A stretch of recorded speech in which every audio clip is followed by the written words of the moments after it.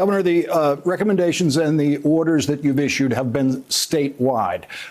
In Florida, the governor has issued one set of recommendations for what he calls southeastern Florida, and then he has looser recommendations for other parts of the state of Florida.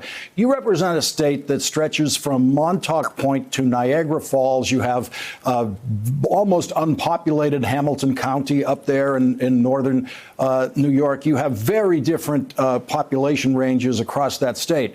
Why have you decided that the rules have to apply as strongly in Hamilton County as they have to in Manhattan? Well, look, remember, when this first started to develop, Lawrence, the #1 hotspot was a community in Westchester County called New Rochelle. There was no rhyme or reason for that.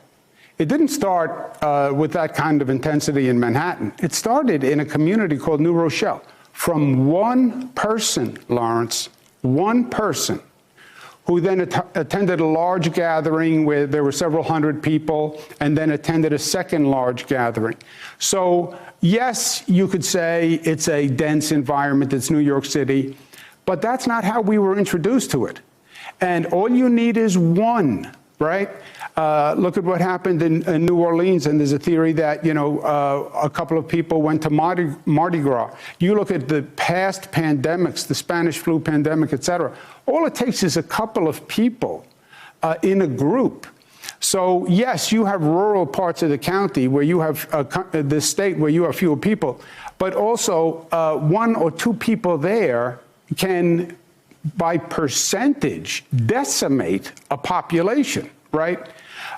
So better safe than sorry, especially after what happened to us in New Rochelle.